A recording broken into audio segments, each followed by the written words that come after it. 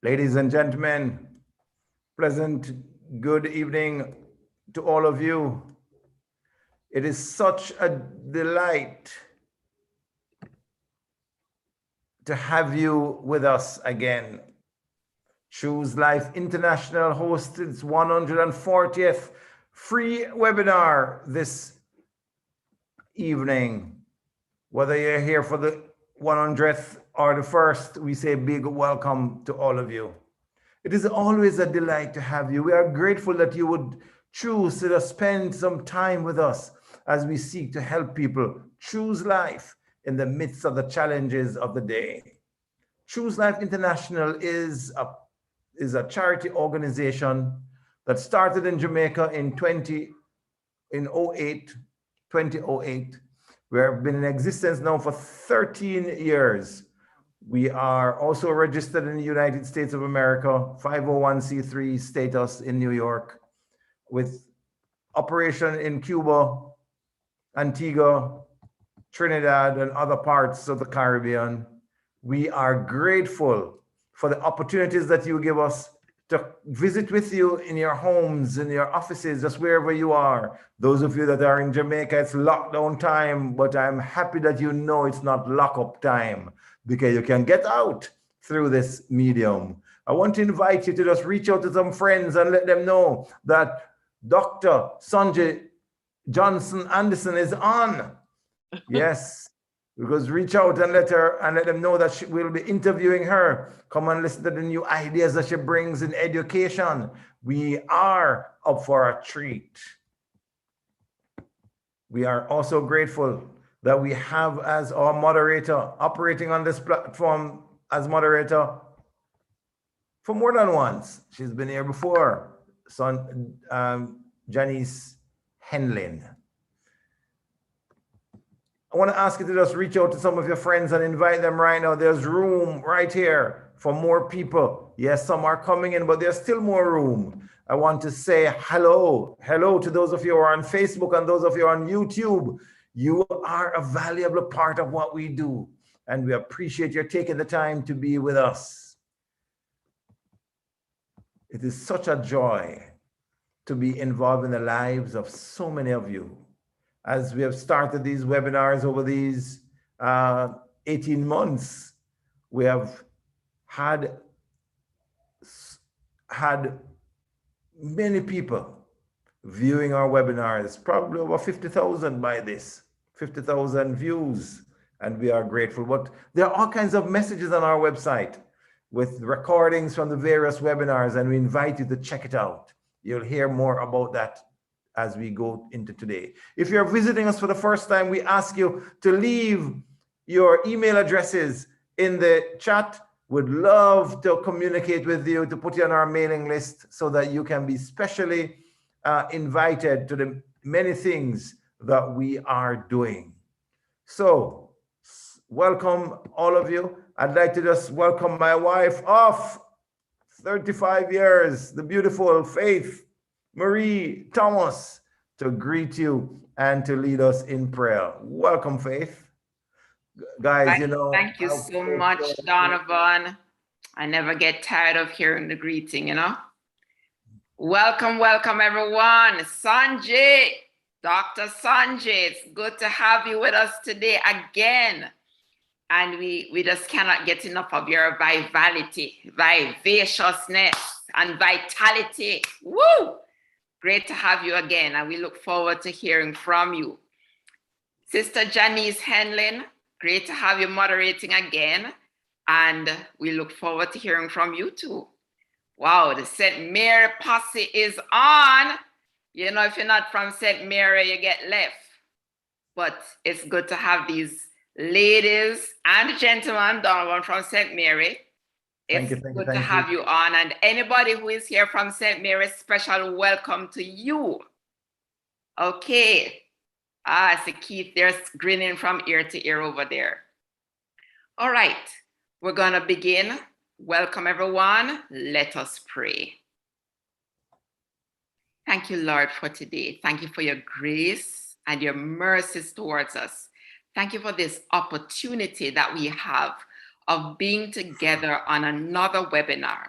Thank you for the ways in which you have been blessing our times together, and for just the resource of information that comes week after week. Lord, without you, we cannot do this. And so we invite your presence on our webinar today, and we ask that you would bless our time together. Bring the people in from the east, west, north, and south, and help us to really have a truly amazing time. In Jesus' name, amen. Amen. Amen. Trudy Shout out. Beerman, good to have you again. Yes, welcome, welcome. All right, yes, Donovan. Shout out to all the past students of St. Mary High School, not just the people from St. Mary.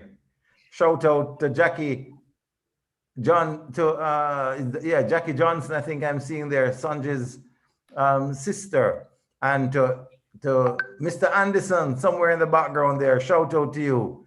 It is a joy to be serving the peoples of the world in this way. And right now, I'd like to invite our moderator. I've known her for decades. Janice Henlin is a part of the volunteer corps of Choose Life International, a critical thinker, a marketer, a woman who doesn't mince words, a woman who Mr. Sertrell has had to speak to on several occasions in high school. But guess what? We'll just leave that. That's an inside joke. Sorry, team, Andrea, and all the others who sent me high school. We say, welcome to Janice Henlin, our moderator for the afternoon, for the evening. Thank you very much, Donovan, for the warm welcome and for taking me back a little down memory lane just now. Very, very, very nice. So I too would want to join with both Faith and Donovan to extend a very hearty welcome to all who have gathered with us this evening to hear from the dynamic Sonji Johnson. And as you would have heard, everyone, the topic for today, it's about empowerment through education.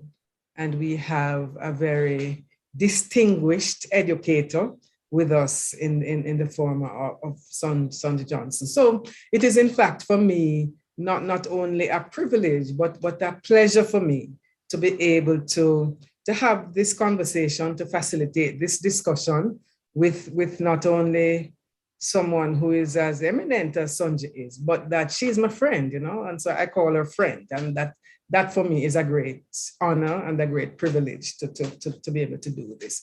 So I want to remain friends with Clive. So please remember the Anderson part of it. Clive is more woke than that, Clive, what's in the name, So Dr. Sonji Johnson Anderson, someone who I met in first form, many, I will say X years ago, where X is a large positive integer. That's right. So let's those of us who remember our maths at this point. So I want to introduce Sonji in this way.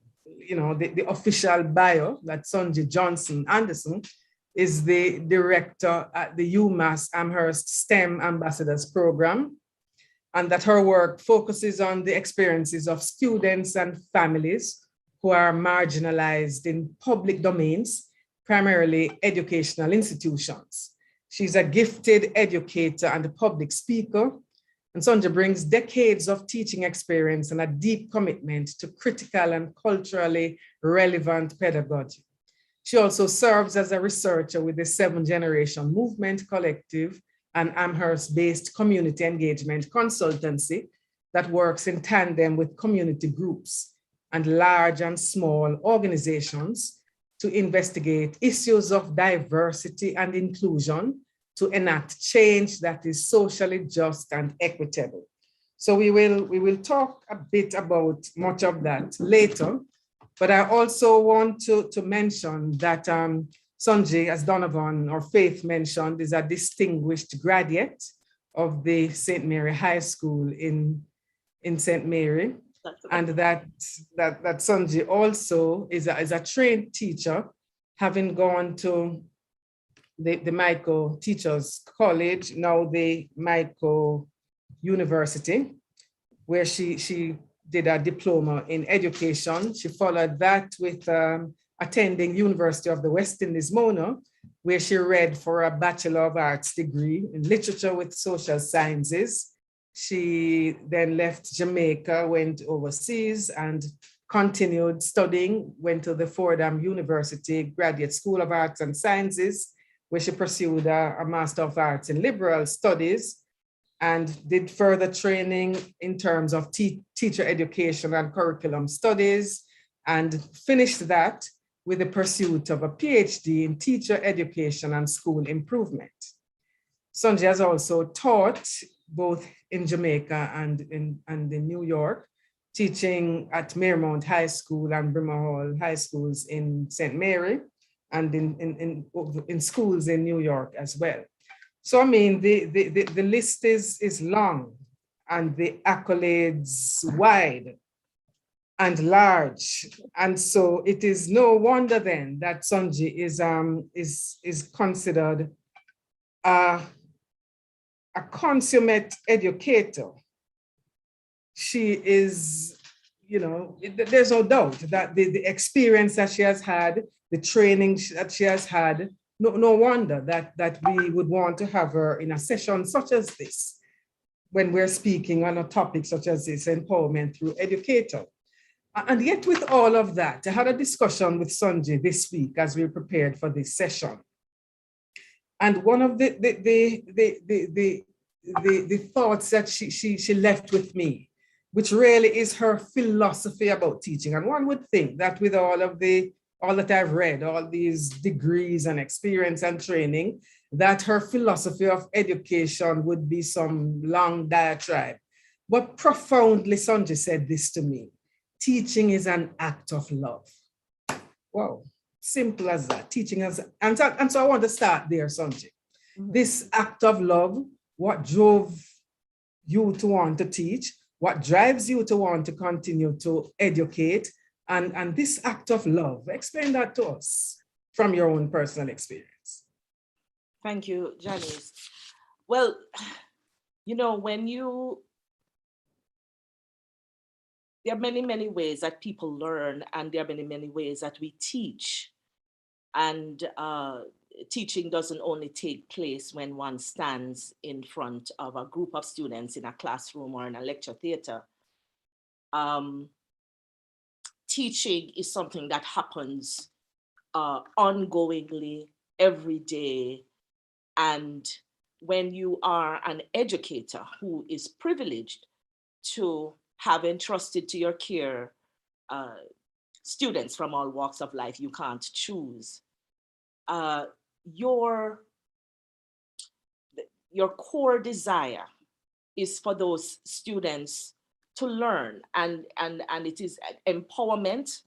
You know, one of our watchwords this evening comes through the learning. The more they learn, the more they understand themselves, the more they have access to the world, the more they learn to appreciate who they are, the more value they can be to society. And when someone has the privilege of helping another person arrive at this place of understanding and empowerment, it is, as love dictates, you're seeking the best good of your students. And so as a teacher, as an educator, that is what your primary concern ought to be, certainly from my perspective, is to seek the best good of your students. And in doing that, you are actually loving them.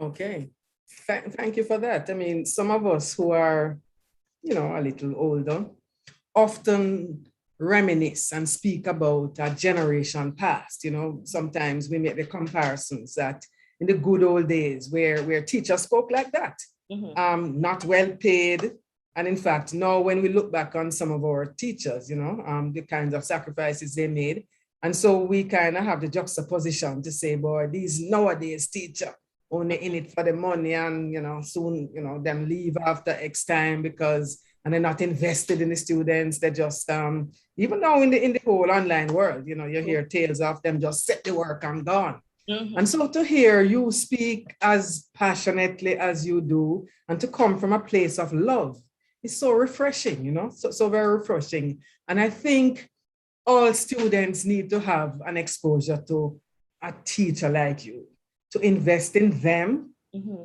who they are, and to understand the nuances of people's individuality, and to want, as you have said, for them to fulfill their best potential. Mm-hmm. So I hold that up as a standard.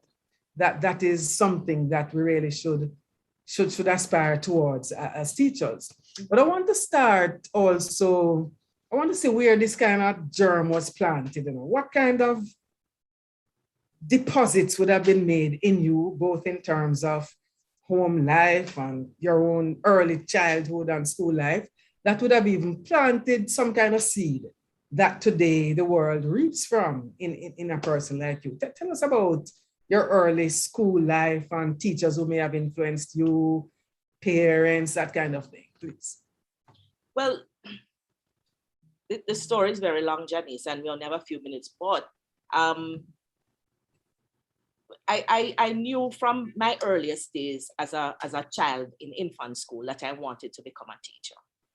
Mm-hmm. And there was something about teachers that was the first thing that kind of caught my eye, how they comported themselves, then, that I looked up to and I really admired.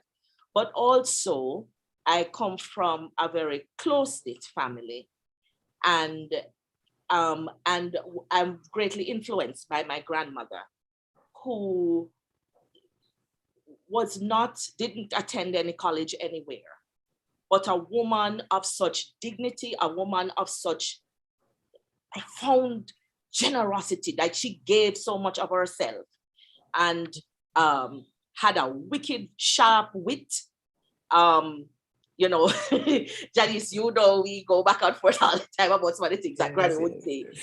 But besides having this huge personality, Granny was loving and kind, and she would do things for people even when she wasn't asked, even sometimes when people were not kind to her in response. And it's something that I learned from. It was just her way of being in the world.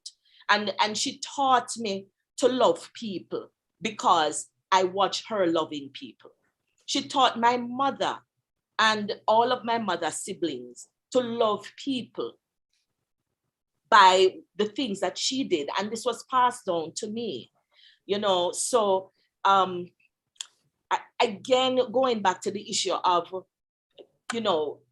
helping people to realize their own sense of dignity of who they are. Mm-hmm. Jamaica is a country that is, we might not have the sharp demarcation of race and racism, but there is that class issue. Mm-hmm. And, some members of our society are not considered, as important as others and are not treated in that same way. And I grew up watching the people in my family, in particular my grandmother, treating poor people, mm-hmm. treating people who are not considered the educated, who are not members of the literati, with a certain dignity and respect.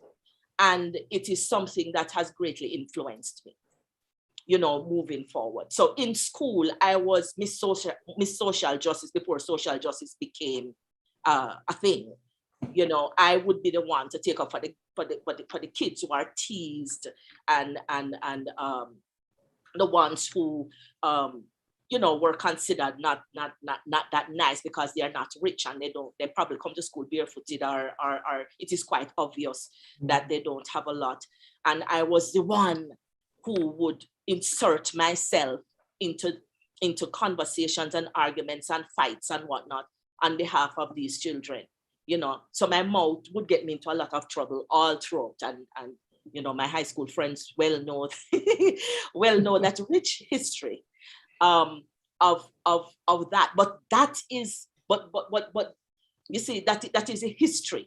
That is what I have known throughout my lifetime of being influenced by the strong women in my family in particular, of helping people to recognizing the dignity in people and treating them with respect, regardless of who they are, regardless of what they have or don't have, how educated they might be or not. That is just, one of the things that has been instilled. Okay, so your whole thrust now for social justice and for inclusion, yes, really, you would say, stemmed from way back then. Yes. So as John Serchel had asked me, your mother's a teacher? Yes. Tell us about just coming from a family to have educators and what kind of influence that would have had on you. Well, I guess, it was natural. I think, again, it is natural that we have as many educators in our family as we do. We have a lot of strong people in our family, and they are very community-minded and community-oriented. And that kind of natural proclivity sort of kind of lead you down a particular path, right? So my mother is a teacher, and the kind of teacher, too, that was very invested in our students. She wanted to see them succeed, and she would do all that she could and, just immerse herself into the experiences of those young people to ensure that they did well. And as a result of that, she also did well as a teacher, because it meant so much to her, and she did so much of it to ensure that these young people were successful, that she herself, in the doing of some of the things that she did as a teacher, at one point she was the work experience teacher. I don't know if that exists still, where you have somebody from she was at Islington Secondary, and usually from secondary schools you have sort of a representative from the school to go out, say, into the world of work, say, into hotel industry and so on, to have these people take on these young people as interns, and they get trained in that particular line of work and so on and so forth. And it was something that she loved, tremendously loved, and was able to secure opportunities for her students because she wanted to see them do so well. And she herself excelled at it because she was so heavily invested in it. And so growing up around that's impact. Okay, that kind of influence. Yeah. Okay, so you've now completed high school and enrolled in the great Michael. Tell us about how Michael prepared you for even where you are now, so that you would have left Jamaica, taught in the US, and then engaged in postdoctoral work as well. Yeah. Just what kind of shaping and framing you think you had in your first teacher training experience? Well, if there are Myconians that are on now, we are very proudly so. Not just because Michael is the most special institution that anybody could ever attend anywhere in the world, but because, we have a thing at Michael, we talk about being optimally rounded. And it is not just talk for talk's sake, is that we are taught to teach children there. We are taught to care about children at the Michael. And, during the time when I was there, R.A. Shirley, the great legendary R.A. Shirley, was our principal. And he would always say to us, "It is for the children," he would say. Whatever it is that we are doing, we are not doing for ourselves. We are not doing to promote who we are and to get along with our careers. We are doing it for the children. And so at Michael, I learned the art of of teaching, of imparting information, the science of teaching and learning there. And because the experience of Michael was so rich, it wasn't just about classroom instruction. It wasn't just about taking exams. It wasn't just about, book study. There was sports and athletics that all of us had to participate in, whether you could run, jump, throw, whatever it was, you had to participate in development meet. You were part of a house structure. You were part of,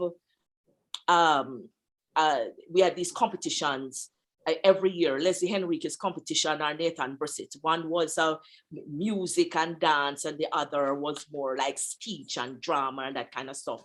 And we were all heavily invested in it. If you were participating in it or not, you would be supportive of those who were. And that kind of holistic approach to education, of understanding that all of these little seemingly unimportant things matter in the delivery of an educational experience for children. And one other thing about being at Michael, while there was this question, I think, sort of like an overarching question that emerged. And I don't know if anyone would remember this, but I did, and I've taken it with me ever since, about the difference between an educated person and a knowledgeable person. And that is where this idea was inculcated about knowledge. Having knowledge and knowing a lot is wonderful. It's a good thing.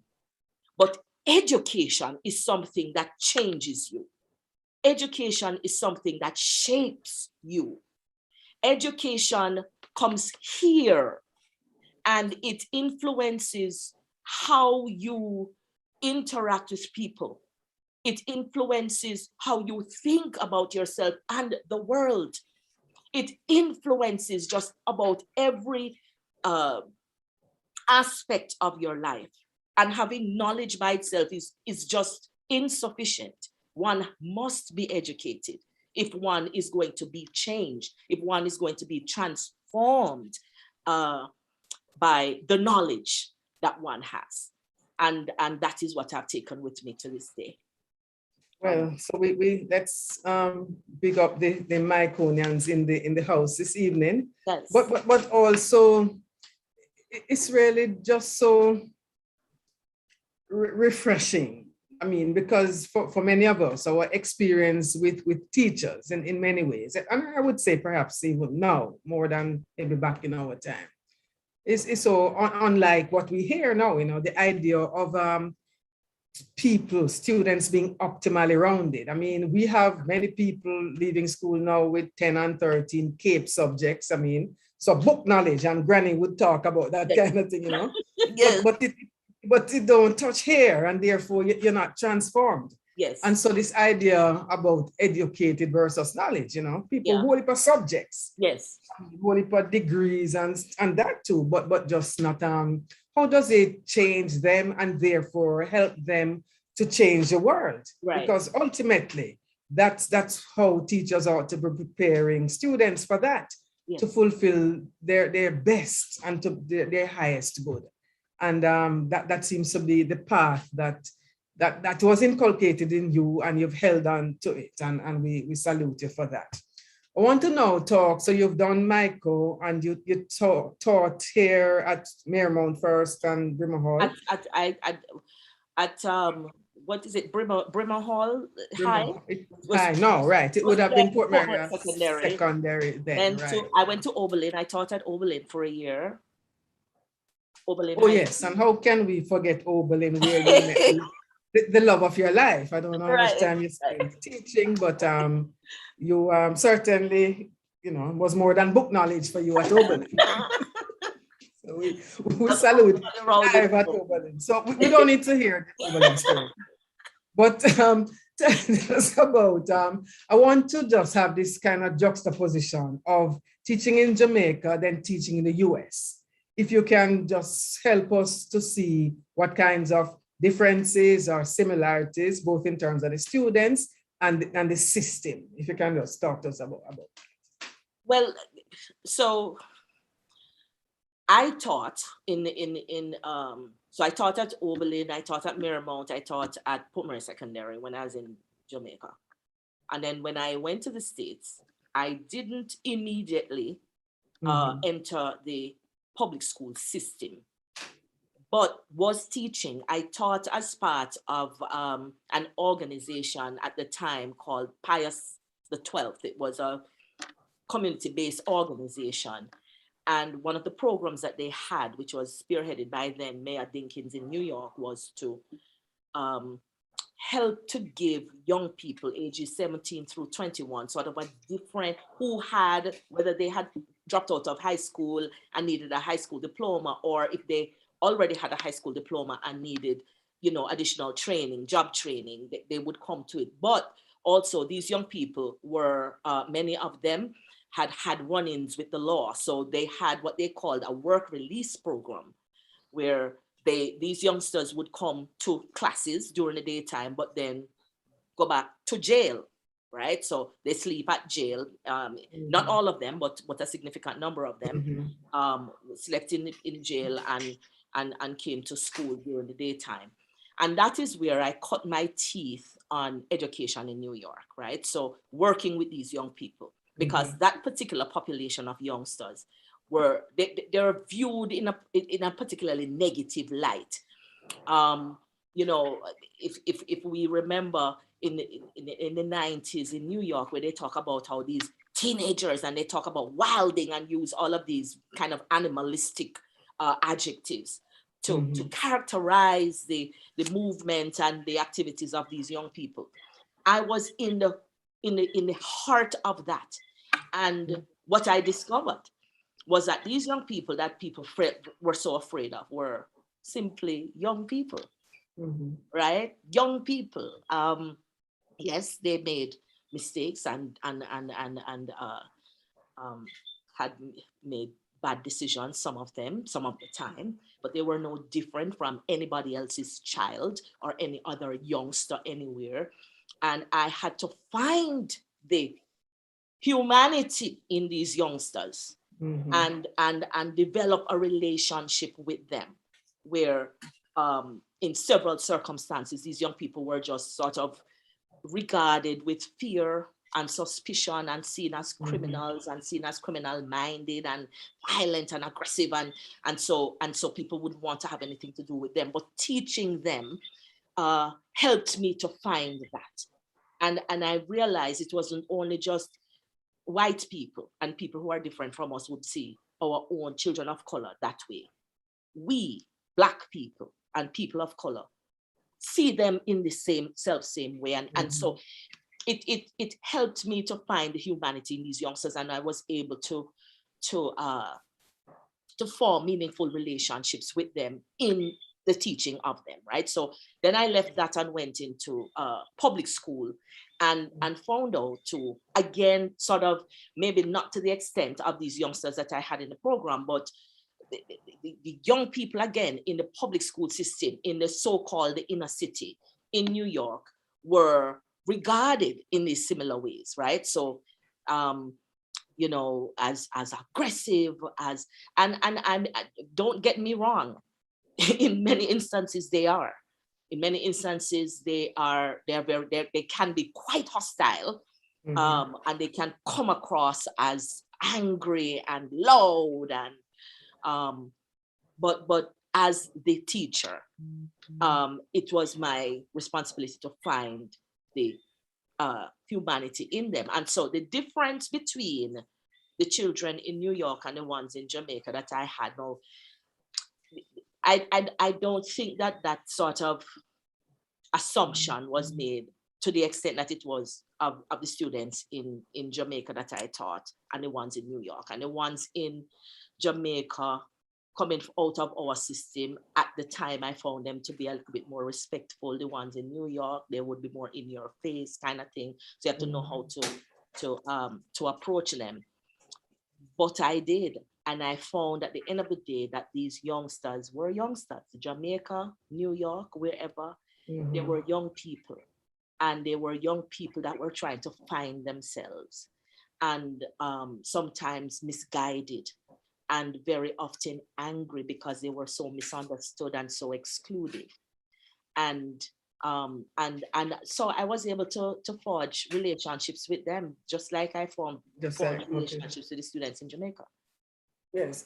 So coming from what you're saying, is a recurring decimal about the matter of forging relationships with your students. Yes. And the idea that you talked about, their humanity. Yes. So not just seeing them as just statistics and a class of X people, but trying to forge relationships. And that's the heart of any transformation project. Really, it's at the heart of that. I mean, even in the matter of evangelism, that it is forging relationship with people, empathizing with them. And so your whole outlook, which says these people are young, often misguided, which comes across now in crude and rude behavior, not unlike Shakari, but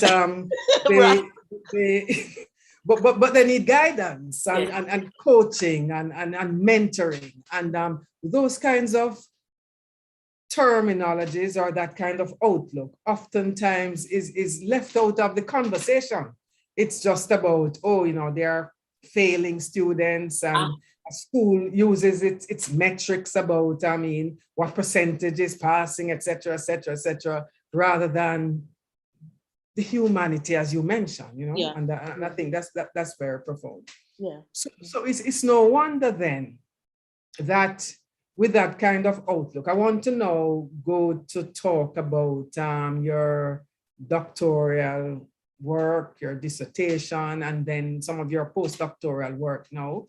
And I think this leads up to it, that it is no wonder then that coming from, as you said, and influenced by Granny of blessed memory, the matter of looking out for the underdog, the idea of the dignity of the human, that no matter where you come from, there is that, the human dignity, the idea of the social justice, looking out for people so that there's some kind of equity, if not equality, but certainly equity, that everybody has access. Yes, ma'am. And treating people, that would have now led you, it seems now that it comes together, that even from then, that when you contemplated graduate studies, postgraduate in terms of PhD studies, I mean, when I look at of how it's described, the abstract for your dissertation,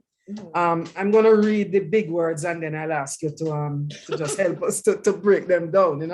That a dissertation about mother ethnography, a performance of possibility, where you talk about Blackness and Black womanhood as a mark of one's inferiority, are ideas largely unopposed in American culture.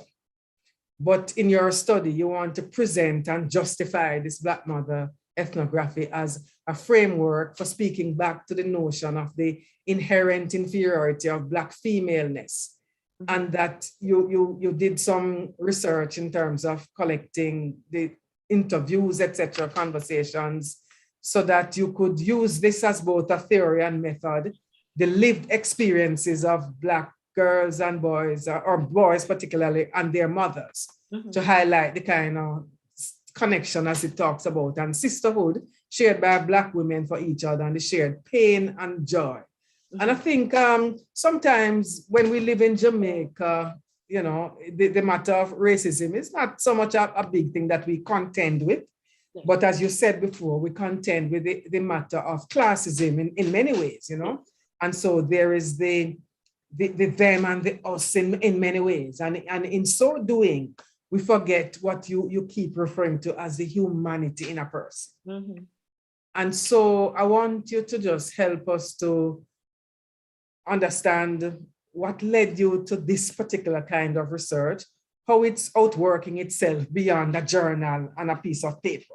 Right. but in real lived experiences. How you're working through that? Okay. So while still teaching in New York, one of the experiences that I continuously had was to witness what people refer to as the achievement gap of students in schools like the one that I taught in the Bronx, and how depressed their achievements were in terms of them passing these standardized tests in comparison to students in, say, some suburb in Westchester, and who actually have a different profile than they do, white students. So there's a big gap between what Black students accomplish and what white students accomplish as far as these state mandated tests are measured. And I had the privilege of being, at the time, senior teacher in my school. So I was allowed to design a course, a college English course. I was an English teacher, so I was able to design a college English course to teach. And I did not make it an easy course. It was pretty challenging, and it required students to really dig deep, critical thinking, and deep discussion, and they're having to write about their understanding and so on of some of the texts that we were engaging with. And I found that those same children who were not passing in New York, the standardized test for is Regents exams, right? So they were not passing the Regents, but those children, first of all, I had every seat taken. I had 2 sections of this class, and I had every seat taken, and these classes happened at the end of the school day, so 7th and 8th period. Every seat taken, children engaged, consistently coming to class, doing work, passing, and the average grade being like 85 of children who are failing the English Regents. And it did not make sense to me. I can't understand. I think, what is going on? So this thing started to gnaw at me. And I'm saying, there's a story here and I want to know what it is. What is going on, and why are these students who are obviously quite capable, intelligent, gifted students not doing as well as we think that they ought to be doing? And so that sort of led me on a journey to go and find out. It led me back to graduate school. So I wanted to go to graduate school, and I wasn't sure, there was more for me to do. And that particular issue that was gnawing at me so much, I really wanted to go find out about it. But I always thought about, doing education at that level is so dry and of the programs that I saw. But then I heard about social justice education at UMass Amherst. Another Myconian, another distinguished Myconian, by the way, who was lecturing at UMass at the time. Quite serendipitously, we met, and he introduced me to this the education program at UMass. And so you call the body of work is, you call it social justice education? Yes. So yeah. So in talking with him about it, and then as soon as he mentioned social justice education, as he was actually interviewing me for a paper that he was writing, because I was a New York City public school teacher, and he was interviewing New York City public school teachers who had come from the Caribbean and were working in the system. So, and then he said at the end of our interview, like, I'm listening to you, and why haven't you considered, doctoral studies in education? I think that you would, you have so much insight and whatnot. And I said, I've thought about it, but I think education is so uninteresting and, and dry. And so then he, we had a deeper conversation about it, and that's when I learned about one of the programs that the College of Education at UMass offers was social justice education, and it just immediately made me jump into action, even though I did not end up actually doing the PhD in social justice education, but I was able to take many of those courses. There was lots of transition going on, so it wasn't ideal for me to become part of that, but that is what led me actually to go pursue doctoral studies at UMass. In that, yeah. Okay. I'm going to ask Stephen to play a little clip now of your defense, your defense of your dissertation. Okay. And then I'm going to ask you to just help us explain about that. So Stephen, so what we'll see now, Sonji in full flight. In about second grade, he was really beginning to hate school. He was teased in school. I was told by teachers that my son should be institutionalized. I quit my job as a chemical engineer to spend more time with him. If you people would just get off your lazy asses and work, if you people would just not depend upon our hard-earned tax dollars to bail you out of your laziness and your degeneracy. His expressive language was really delayed and quite a bit of a challenge for him. I was told he should be removed from the regular classroom and separated. I fought that. I was by myself on one side of the table and about 8 to 10 school specialists on the other side. I was intimidated. The team included the speech therapist, the therapeutic teacher, the occupational therapist, the physical therapist, the guidance counselor, classroom teacher, special ed teacher, district personnel, including the psychologist, and school administrators. Could I be more alone and isolated in my fight? They sit in the seat of power. They decide my child's fate. They can choose to dismiss my concerns, and they do. I am on the out. They know they have the authority to make the claims about my child and me. I am alone on this side of the table, minimized, exhausted, outnumbered, outpowered, outsized, outsider. I don't believe in the school system anymore. This is a teacher speaking. I don't think it is designed for meaningful learning of students of color to take place in any holistic way. This is a teacher speaking. The school system certainly does not take into consideration the individual differences students of color bring to the table. There's a one-size-fits-all approach, and the size doesn't fit us. You would think if you are a teacher in the classroom, you would, as a teacher, try to fulfill the needs of a child of color who learns differently in your class. These are the words of a teacher. I've been there and done that, teacher. There is no process of accountability. I have never been asked to evaluate my son's teachers. He has never been asked to do that. Teachers are evaluated by superintendents and other administrators. My voice doesn't count. Even though I'm a teacher, teacher doesn't wash away my blackness. Teacher doesn't negate my son's disability, inability to find a place of safety. As long as their numbers look right. But the math doesn't add up. How can the numbers look right?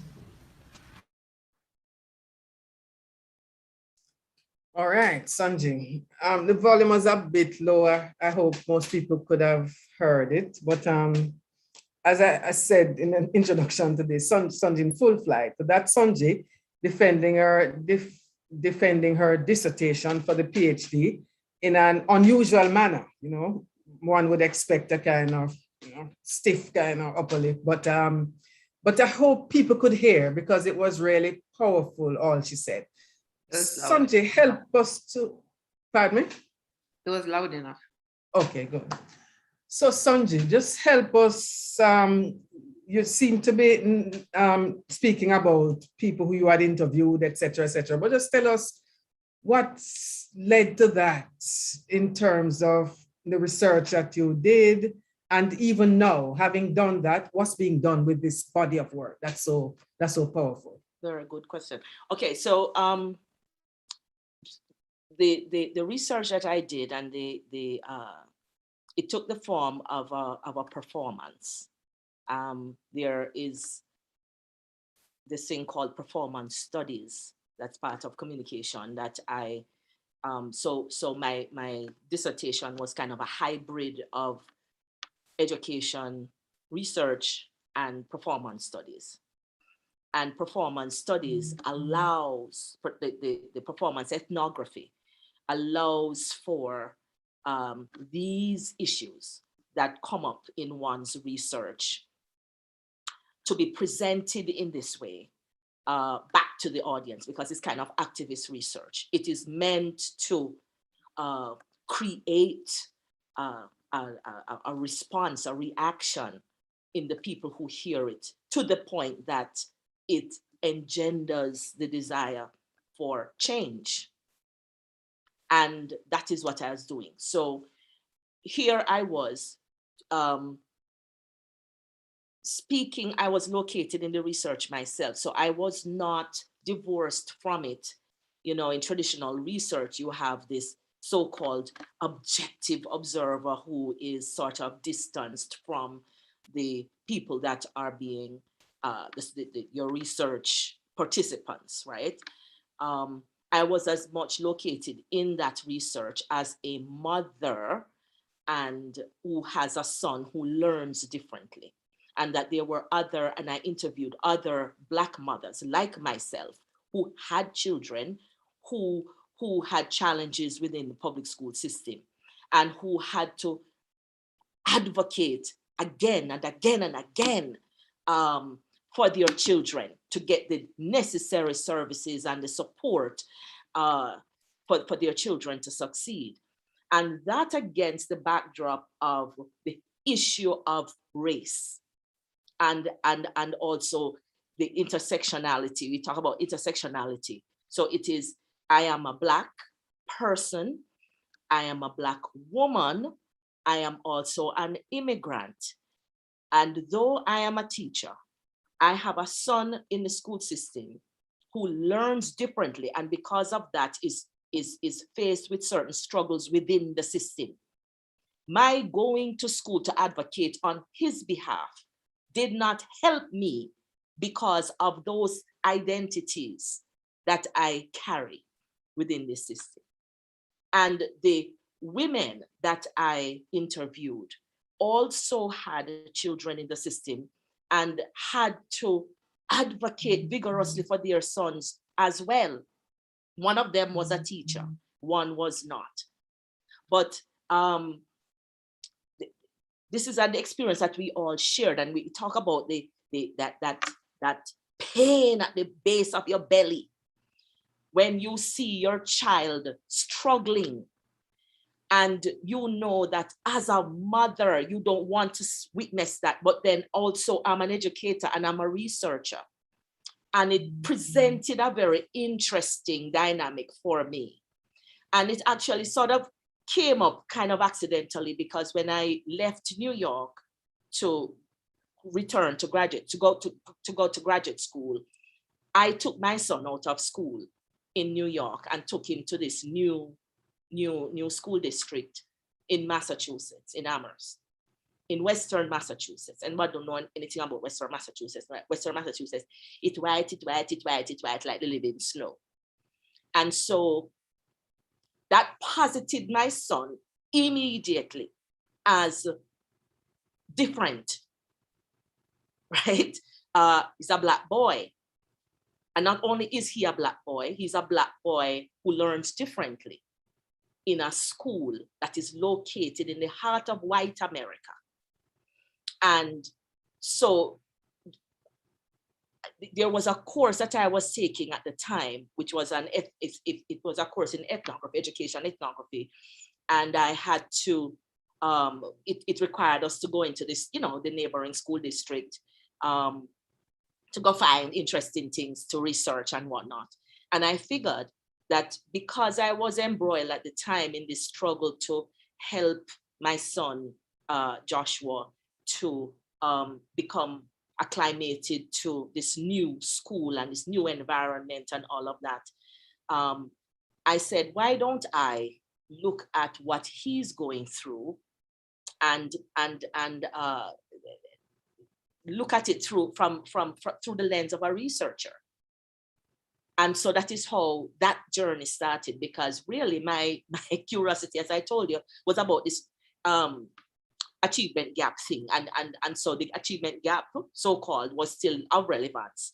But this thing that was so, it was so close. And so I know that as, you know, researchers, traditional researchers who are very invested in the, you know, kind of the either or positivist way of seeing, looking at phenomena, would say, then how are you so close to your research participant?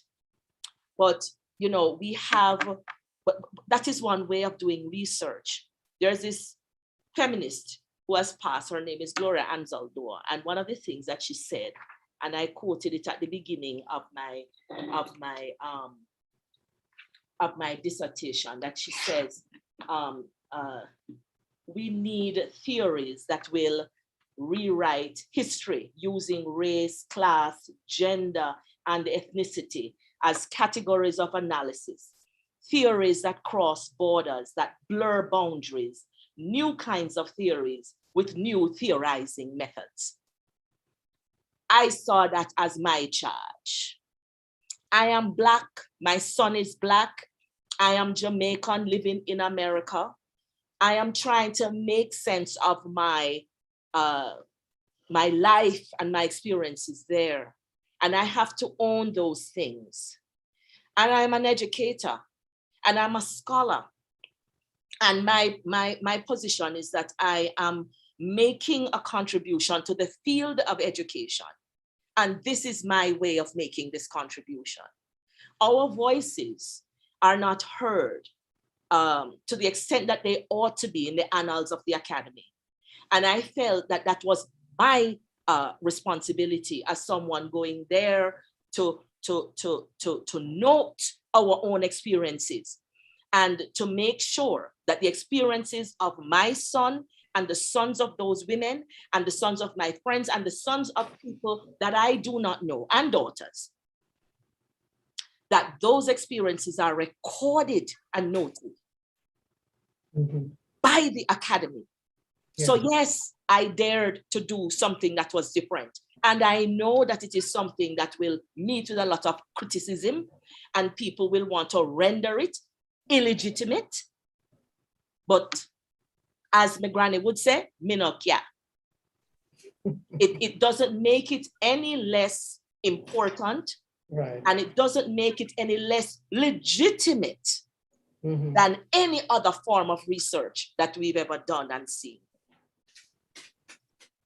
It's ironic that you say me no care, because everything that you have said suggests that you care deeply. and that the care is, in fact, is not just about your son. Right. And big up to Joshua, who turned man, by the way, people. Right. But that it was, so I'm saying that's the irony, that is that you do care and care deeply. And so out of a personal experience has come this advocacy role, this activist role, and that your study is not something just esoteric. No. But it is real and meaningful and life-changing. And so we salute you for that. And the truth is, many of us, certainly who live in Jamaica and have lived, in Jamaica all the time, perhaps can't even understand the dynamic when you talk about that kind of intersectionality. That here is Black woman who already labeled as angry. Oh, yes. Then to be, so female, Black, immigrant, and a son, as you say, who learns differently and positioned as you were in the heart of what you would call white America. So, and I know it's hard for many people to take that, but believe me, that's the die stacked against you times 4 and on top of that. Absolutely. Many people, are in that situation and become, and live out this anger in this defensive way. And, people turn to all kinds of other things rather than saying, let me try and be in the system as an educator and deal with change from within. Yes. rather than, so there is a place for stand up a roadside with placard, but it's not only that. Yes. It is being within the system and inculcating change from within. And so that's what you sought to do. We're going to wrap up the interview shortly, but I just want to know in terms of the postdoctoral kind of work, in terms of, so you did this study, I mean, obviously passed, and so today we call you Dr. Sonji Johnson, but does the work continue? What kind of real impact, you know, for students in the situation? In this situation. And we encourage people to put questions in the chat, for we will come back after the announcements to have a question and answer session so that we can ask of Sonji questions that you may have about her experience, whether in Jamaica, overseas, or studies, whatever. So I encourage you to do that. So we'll wrap this, Donovan. I think we're past time now, but I just want to just close the loop in terms of the real impact of your studies, this particular what you do now in terms of some of this. For one thing, Janice, interestingly, at my defense, I got a job. I got a job because the PI, or what we call the primary investigator for an NSF grant for the STEM Ambassadors program that we spoke about, that I was directing, was at my defense because I worked with the program as a graduate student, you know, leading up to my defense. And in addition to the fact that I had a friend who was at the time employed as the director of the STEM Ambassadors program. But we invited the PI to the defense, and after witnessing the defense, offered me a job. So because she said that is exactly what she wanted to do, because the STEM Ambassadors program is a program that supports the STEM careers, the STEM scholarship of students that are identified as first generation, students that are Pell Grant eligible, meaning what we would call low socioeconomic status, and students of color.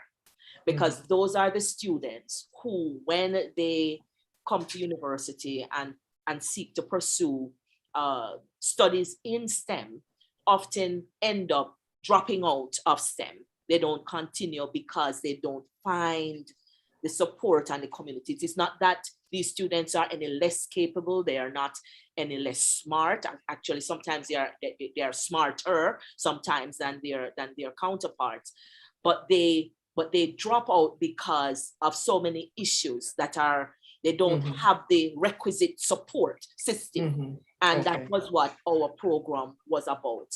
So it was looking at helping these young people to develop what we call self-efficacy. So when you are a first generation student coming to college, if you've never had a parent that was in college, there are certain things that if your parent has been to college before, a parent will tell her, listen, go talk to the professor and do so and so, and make sure you do this, that. So these children are equipped with that kind of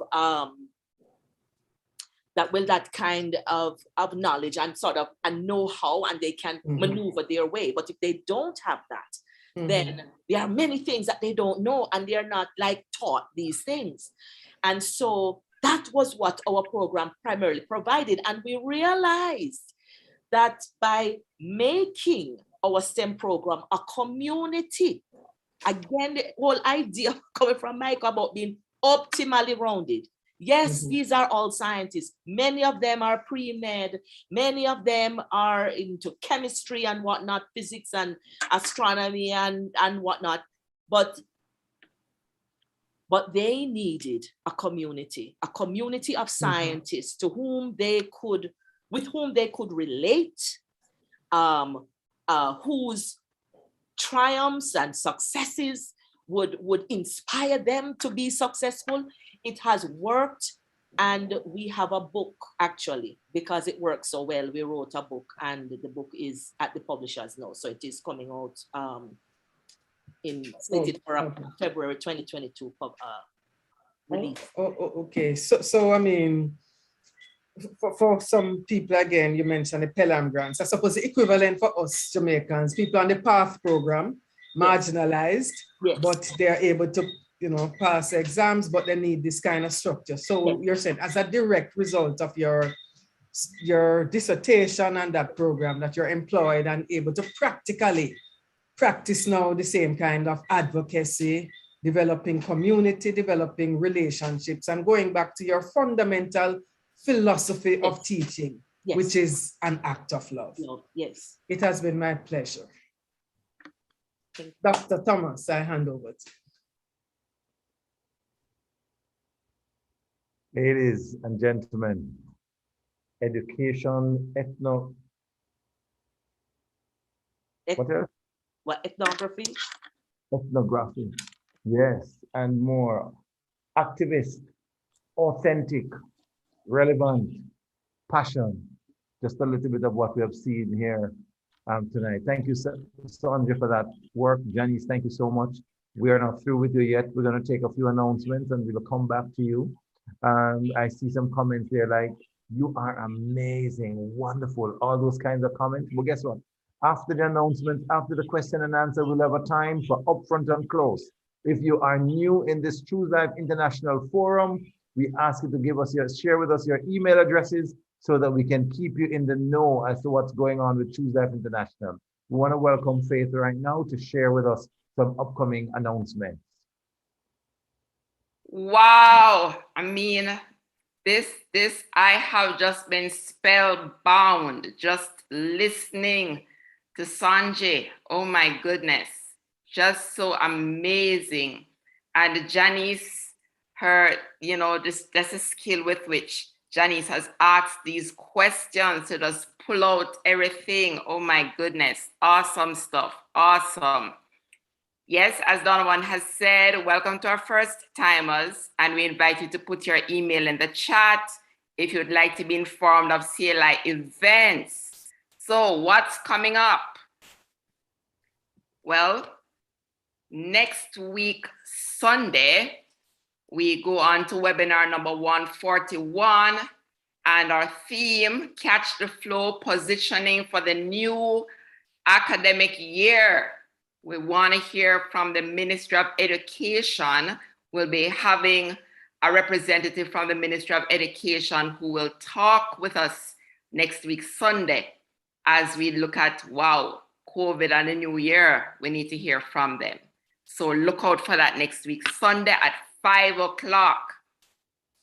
And then on Monday, we have Dr. Asburn Pinnock, the president of the MICO that Sonji was talking about.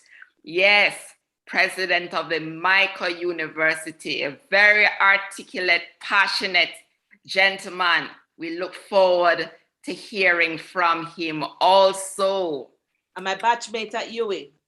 Ah, wow. So you have to come back. You have to come back, definitely. All right. So that's what's coming up next week. In September, we change our focus to look at World Suicide Prevention Day seminar on the 10th of September. And Donovan, would you kindly just take us through this flyer? Choose Life International has as its flagship suicide prevention. And one of the things we've been doing since our inception is the staging of training sessions. And this year will be online for the second consecutive year. We've been doing this now for 13 years, and we have presenters from as far as Pakistan and Ireland. We have the president of the International Association of Suicide Prevention, many learned individuals there to help with training. We ask you to register your churches, your schools, your people from families, just whoever you are, wherever you are, you can benefit. Mental health is a major concern these days. And we don't want anybody to be able to say, if I had known. We invite you to participate, register. by going to our www.chooselifeintl.org website, and we will be, you'll find more information there. September 10th, and we encourage you to participate. For the month of September, we'll also be doing some other stuff on suicide prevention. For the first week in September, we will actually have persons who have had loved ones die by suicide and how they are coping. We will also have persons who attempted suicide sharing, and then we move into mental health and men, mental health and women, mental health and children, mental health and adolescents, really trying to help us understand what's going on there. And we are really asking you to benefit from these sessions. Yes, we don't charge for these sessions because we see it as part of our partnership to be able to help you wherever you are. So our presenters, like the learned Dr. Anderson, does not, our presenters do not charge us, and therefore we're doing this voluntarily. We ask you to benefit as much as possible. So there are several things going on. We invite you to connect. So please note that the World Suicide Prevention Day seminar virtual is a paid event. So you need to go and register at www.chooselifeintl.org. And this is not only for Jamaicans, we will be having people from all over, including Africa, Zimbabwe in particular. So this is for anyone who wants to get further training and information on suicide prevention. So check it out. Did you know that we have a TV program called the Gear to Live TV show? And this occurs every Thursday at 6:30 p.m. and repeats on Saturday at 6 o'clock p.m. A lot of great things have come out of COVID-19, and this too is one of them. So check it out. Please remember that the book Walking in the Valley with Jesus, which my mother wrote, and she became an author at 90 years old, you got to check it out. This book is life-changing, life-transforming. Check it out on Amazon, Walking in the Valley with Jesus. And I have a few copies for sale here in Jamaica. Well, our next prayer meeting is on the every third Wednesday. We have prayer meeting in the morning at 7:30. So third Wednesday is next in September. Look out for it. Have you ever thought of contributing to Choose Life International? Well, we have some persons who it would be great for you to contribute to. And some of our clients don't pay. Would you want to partner with us in contributing to some of our clients who do not pay? And there are many things that we're doing. You can contribute towards webinars in terms of just helping us put them on. There are many different things that you can do. So check us out. NCB Matilda's Corner, branch 371-047-131, or if you're coming from the US or anywhere else, go on our website, www.chooselifeintl.org, and donate. All right, second to last slide. Do you want a seminar or webinar in your organization? Managing the psychological impact of COVID-19 is hot, hot, hot, hot. And it is going so well. Check us out, 920-7924. And we can do this in your organization, especially as we notice that COVID-19 doesn't seem to be going anywhere soon. So you need to check out this particular webinar. So here's our information again on one slide. Check out our past webinars. go to our website, www.chooselifeintl.org, see what is there, subscribe to our YouTube channel, and just let us make it happen. Thank you. Back to... And if you would like to relate to me personally, Faith will put my WhatsApp number in the chat. Some of you have some intentions of how you can, some ideas of how you can help us promote these webinars. Some of you want to volunteer. We invite you to just send me a WhatsApp. We'd love to connect with you. Thanks again, Faith, and over to you again, Janice, as we take the questions and head towards our final wrap up. Okay, thank you very much. Trying to keep up with the questions here. So there are some many comments. So Orlean Brown Earl is saying, Dr. Anderson, thanks for opening our eyes and minds. How would you introduce social justice education to a Caribbean community? That's question number one. Second question is, would you guide youth first, or would you use a family/community approach? So Sanji. Orlean, thank you for that question. And it is a big question. I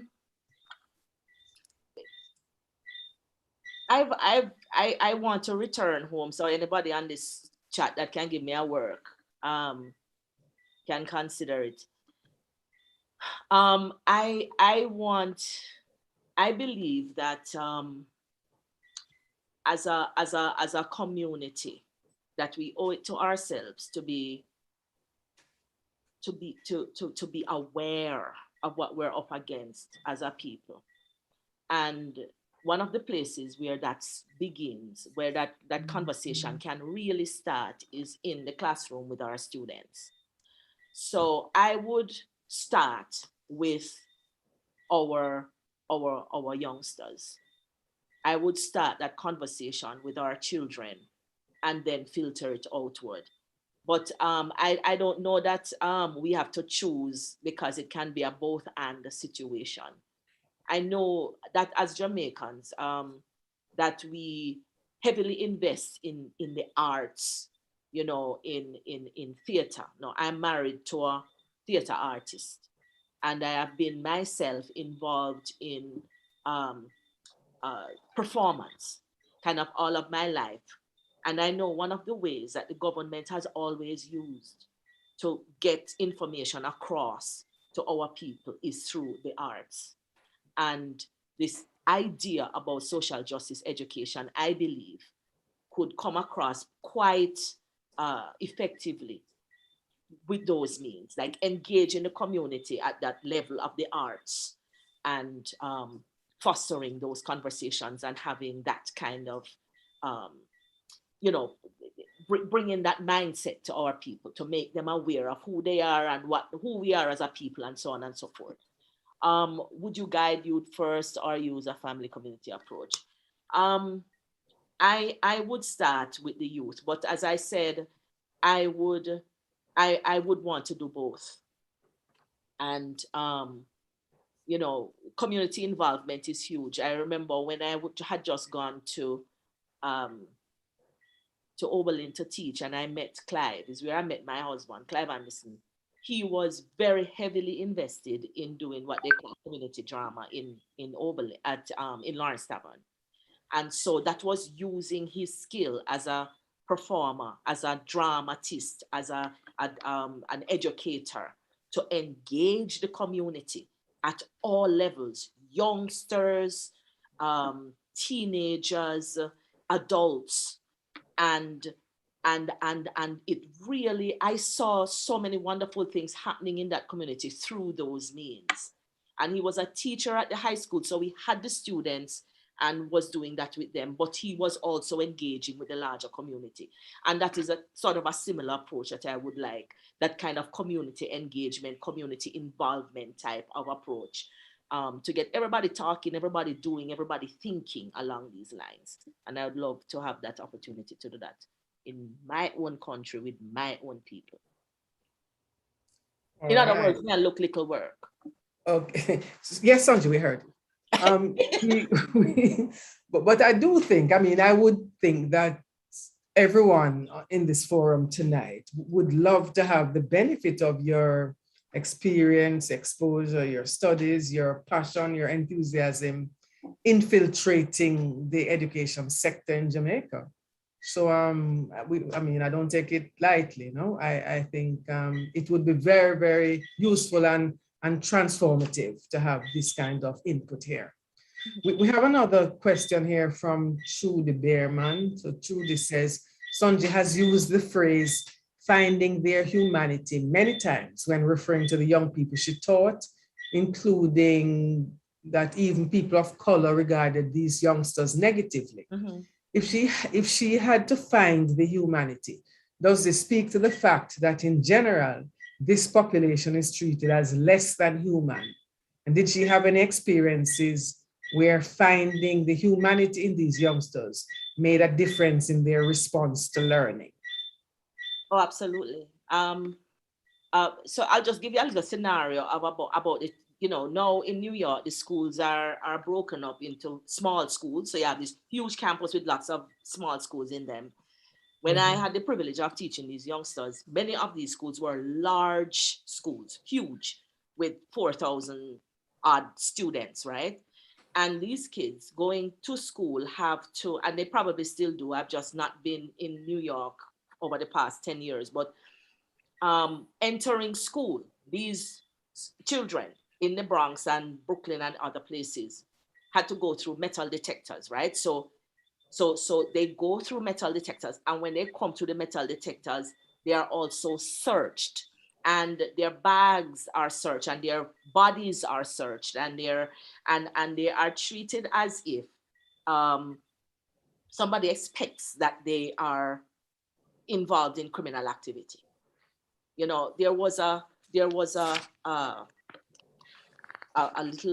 somebody taught me this. I think it was my principal. He was not always a man to admire, but this one thing he did that I will steal and show you now. And it says, like, just picture a student as a piece of paper. And this is what the student leaves home to come to you, right? So such a student may have parents who are working and they have to take their little children, their little brother and sister to school. So that takes them off the track. And that stress of taking a train, that bus to take the children to school, that takes off that piece of them. Then they have to find their way on the train and the bus to school for themselves. That piece of travel take off another piece of them. When they get to school, they have to join the line outside to enter through the aggravation of the metal detector.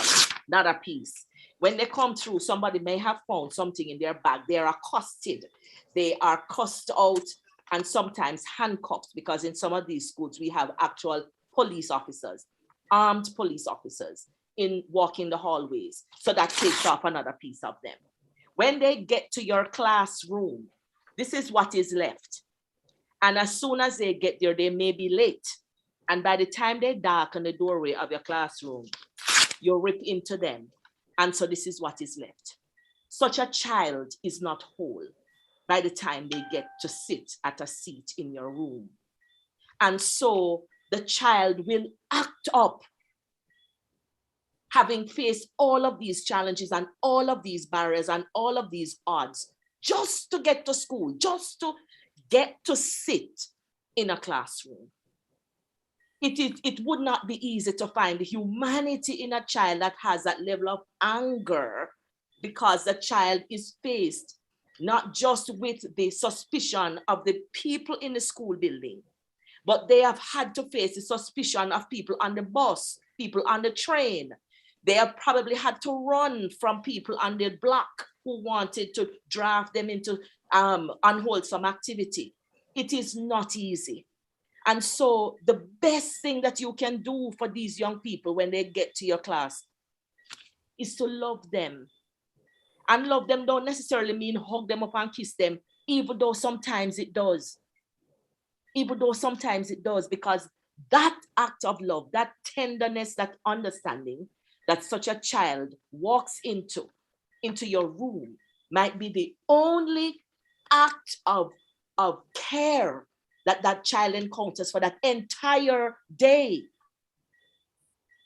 Because so many things are happening at home, mom doesn't have the time to hug and kiss and find out how the day was, because people are too busy trying to survive.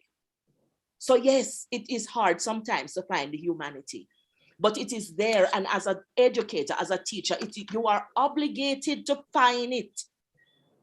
If I were somebody's principal, I don't think that I'd be very popular along these lines. Find it. It is there. Wow. Sonji, that's such a powerful analogy as you ripped that paper each time and showing at the end somebody who is not whole. As you mentioned about the demonstration of love, sometimes even requiring a physical demonstration in terms of hugging. I'm thinking about the online school world now. How that has another rip for many people. Yes. Because they are deprived from that kind of social interaction. And so teachers who are on the forum, please be very mindful, and all of us who engage with young people, that a lot of hurting people are walking around, a lot of brokenness is around. And thank God for the Choose Life Internationals of this world who help to restore the humanity as well in people. We have another question here from one Michael Buckner. Says, I was intrigued by the psychological unconscious, quotes, of your pedagogical approach. Could you say some more about the importance of understanding how the psychological profile of our students is important from pedagogical practice? Well, the thing that we have something in education talk about the deficit approach to children is that we make a lot of assumptions about who they are before we even get to know them.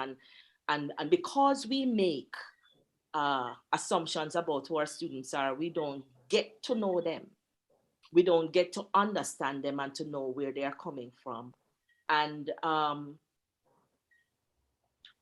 you know, when you know, children who come from certain neighborhoods, and again, I talk about, because I'm speaking from my experience of having worked in public school in these neighborhoods, right? So these schools are seen as, they are under-resourced. They don't have the necessary, you know, the investment of the school district into giving students things like computers and whatnot in these classrooms and so on, books, whole sets of books. Sometimes I had to go and do the illegal thing of photocopying and so on. What I'm saying about that is that when students walk into a school and the school is dirty and the school is under-resourced, that indicates to them how important or unimportant they are to the people who are supposed to be providing for those things. And a teacher making assumptions about our students also in the way that she approaches them communicates to them who they are to her. And this is a conversation that I was having with my sister sometime a couple of nights ago about these children who are there. We talk about how street smart they are. Yes, because guess what? That is something that they have learned, how to read people and how people approach them. And as soon as you walk into that classroom, those children have sized you up and they already know that you are a person who sees them in a particular kind of way and that your approach to them is going to be a particular kind of way. And they have already determined the kind of response that they're going to give to you, the teacher, because they know how you see them. So, you know, I don't know, Michael, if that is what you're getting at, talking about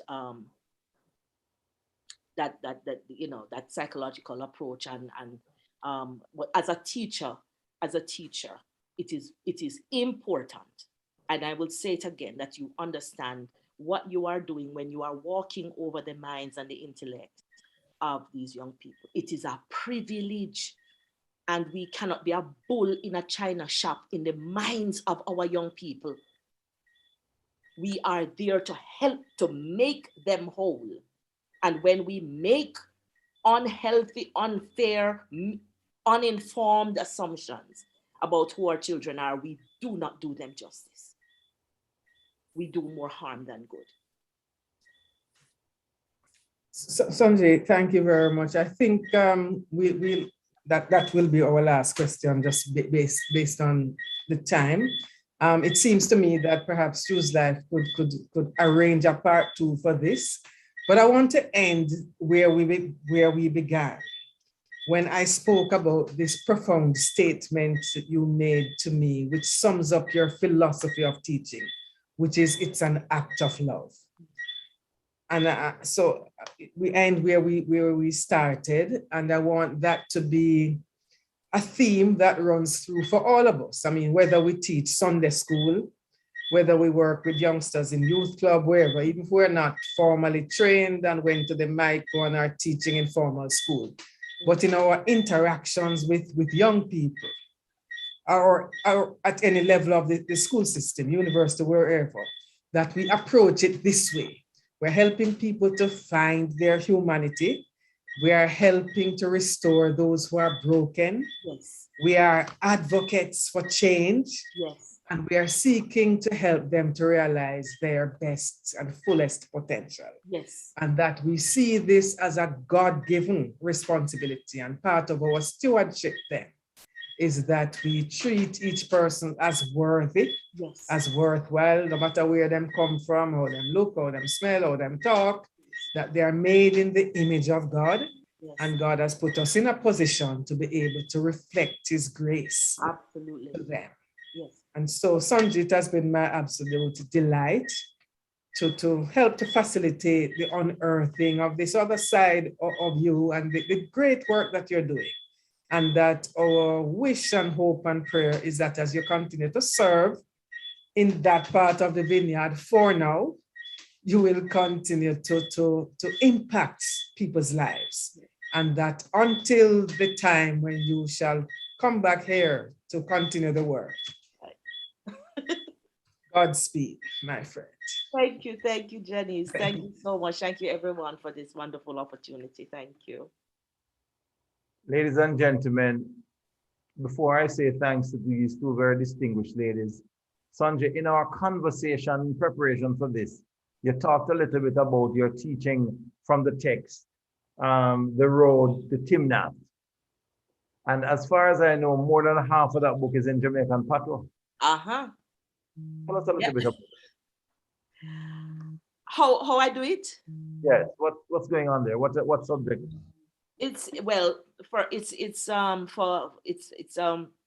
a course in world literature, but I teach world literature using the post-colonial lens, and of course it's at Westfield State University. So what I mean by stating where it is that in Westfield it's white, and classes are usually about between 25 and 30 students, and if I have any students of color in the class, it's probably about 3 at the most. Some semesters none. So these are not students who understand the Jamaican Creole or understand anything about Jamaica or anything like that. So I have to teach all of that. But again, as in my role as teacher, these are white students with sort of a white understanding of the world. And even though many of them are from, Westfield is kind of a blue collar community and so on. So, but it is my obligation again as a teacher to teach the truth. And these young people need to understand the world that they live in. And I have said to them that if you graduate from this college, this university with a degree, and you know nothing about people in other parts of the world and their experiences and who they are and what they go through, your neighbors that you pass on the street, and you should absolutely sue Westfield. I tell them this all the time, sue the university. And that is why I teach the book, the Patois book. So I read the Patois for them in the beginning, right? And,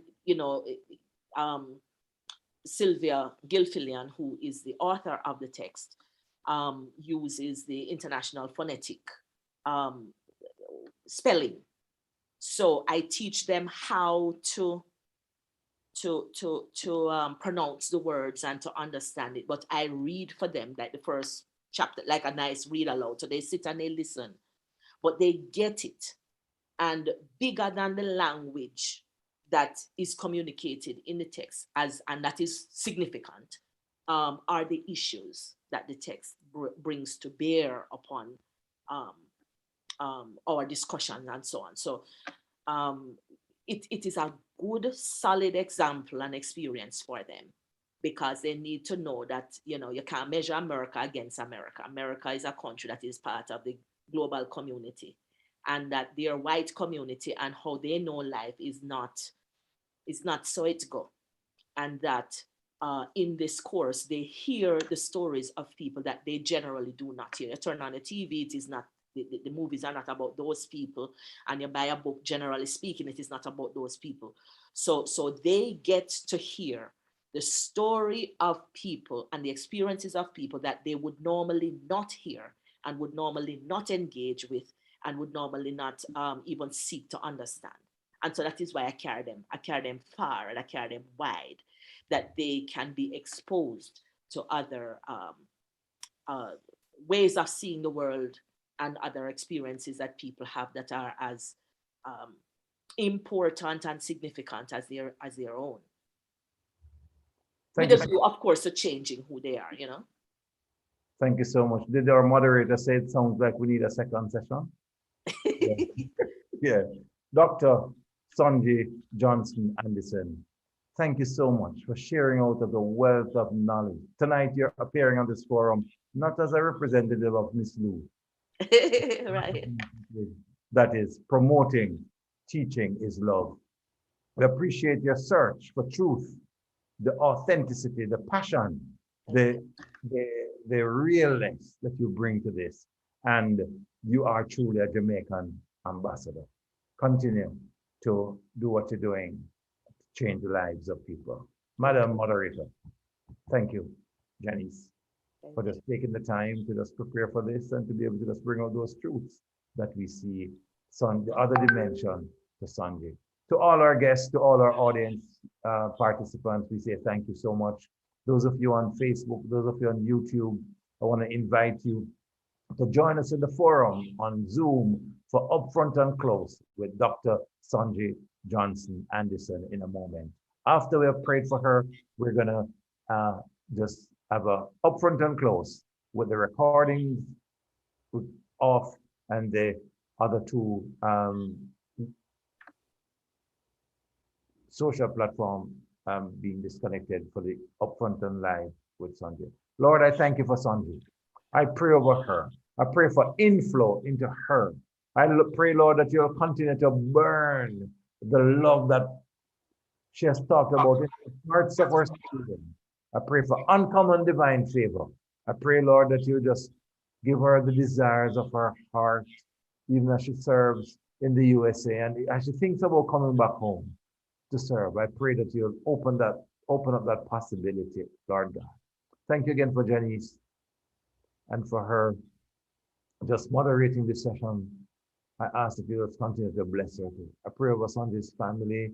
I pray over Clive. I pray that you'd bless their son Joshua and just watch over them. And even as they celebrated their anniversary yesterday, I pray for special anniversary blessing upon Clive and Sanji and fulfill purpose in their lives. In Jesus' name we pray. Amen. Thank you, thank you, thank you, ladies. Upfront and Close with Sonji Johnson Anderson in a moment as we connect from the recording and the live streaming. Bye to our Facebook friends and our YouTube friends. Join us on Zoom.